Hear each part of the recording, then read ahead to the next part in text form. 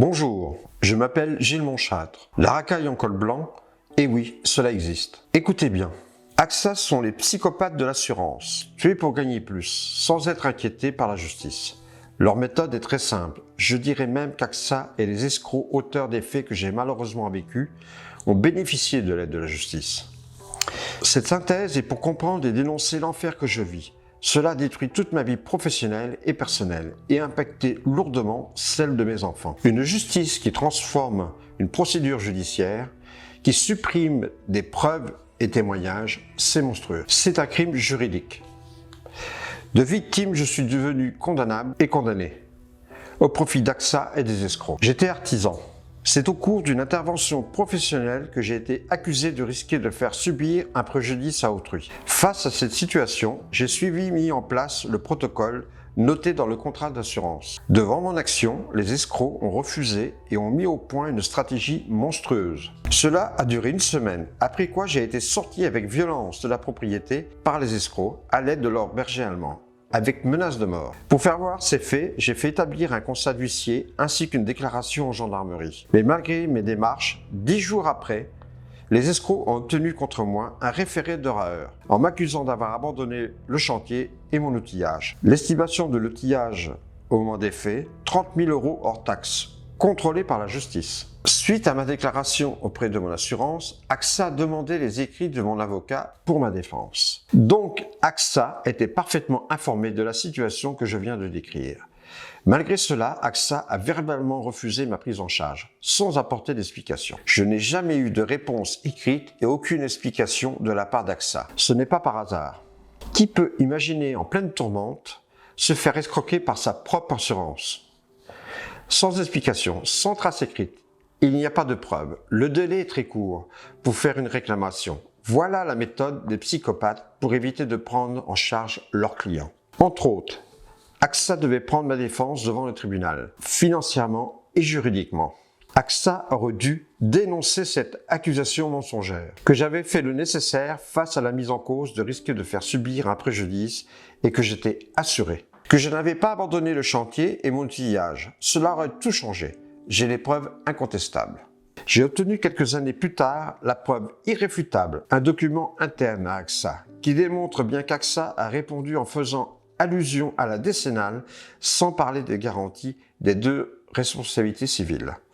Pourtant, sur ce document, AXA a bien enregistré le sinistre en RC à la date de la mise en place du protocole. C'est bien une escroquerie. Il y a rupture de contrat, non-assistance à entreprise et chef d'entreprise en danger. AXA devient complice des escrocs, auteur des faits, de l'accusation mensongère et des actions scandaleuses menées par ces mêmes personnes. C'est un crime financier de la part d'AXA. La base de cette affaire reste l'accusation de risquer de faire subir un préjudice à autrui. Ce risque a été pris en considération par la justice qui a ordonné une expertise. Pourtant, la justice ne prend pas en considération les preuves de l'accusation mensongère, au profit de l'assignation en référé de Raher accordée aux escrocs, demandant la totalité des sommes versées puisque j'avais soi-disant abandonné le chantier et mon outillage. La stratégie mise en place par les escrocs est une escroquerie et montage d'escroquerie en bande organisée. Il y a rupture de contrat, refus de la venue des autorités compétentes, violence et menaces de mort à l'aide d'un complice et d'un berger allemand, séquestration de tout mon matériel, ma propriété privée, interdiction de rentrer dans la propriété, accusation mensongère par assignation en référé de Raher, destruction de tout mon matériel en le sortant et en le laissant aux intempéries sans aucune protection après l'expertise et avant sa restitution. Ce sont des actes prémédités. La restitution de mon matériel a eu lieu seulement 8 mois plus tard.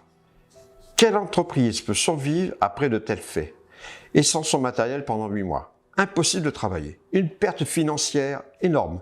C'est monstrueux et scandaleux. Malgré tout, j'ai été condamné. Ce n'est pas une erreur judiciaire, mais bien un crime juridique. Cela faisait 13 années que j'avais créé mon entreprise en partant de rien. Un investissement total en temps et financièrement pour cette entreprise. Pendant plus de 8 ans, j'ai investi dans des salons professionnels et pour particuliers sur Paris, au parc des expositions de la Porte de Versailles, dans des salons du Louvre et dans plusieurs villes de province. Après toutes ces années d'efforts et grâce à ces salons, des projets importants allaient voir le jour en France et à l'étranger. Mon entreprise devait connaître un essor très important. je devais créer des emplois. Voilà le tsunami qui a détruit ma vie et qui a sérieusement impacté celle de mes enfants, qui n'ont pas pu faire d'études supérieures, suivre leurs projets. Ce tsunami ne s'est malheureusement pas arrêté là. Le jugement que j'ai reçu en octobre 2020 est scandaleux et monstrueux, surtout que je n'ai jamais été entendu. Toutes les démarches et actions que j'entreprends pour me faire entendre n'aboutissent pas, comme par hasard. Depuis 2010, début de ce scandale que je n'aurais jamais dû vivre, et jusqu'en 2021, AXA fait plus de 54 milliards de bénéfices nets. Et pas que. Des investissements très importants. Bien sûr, je porte plainte verbalement contre tous les auteurs de ce scandale, car je n'ai jamais réussi autrement. Toutes ces actions scandaleuses n'ont aucune limite. Il en sera de même pour l'indemnisation. Avec un premier versement très rapide, que je puisse retrouver une vraie vie et rembourser les personnes qui m'ont aidé. Je demanderai aussi une importante indemnisation pour mes enfants et qu'elle leur soit versée directement, car j'avais souscrit des assurances chez AXA pour ne jamais vivre cela, pour protéger mon entreprise et ma famille. Face à l'urgence, Monsieur le ministre de la Justice, je vous demande un rendez-vous pour sortir très rapidement de cette misère et surtout ne pas avoir affaire au même tribunal. Monsieur Macron, l'enfer que je vis est une dictature financière et judiciaire. Avez-vous l'intention de la combattre maintenant et dans votre prochain programme? Merci.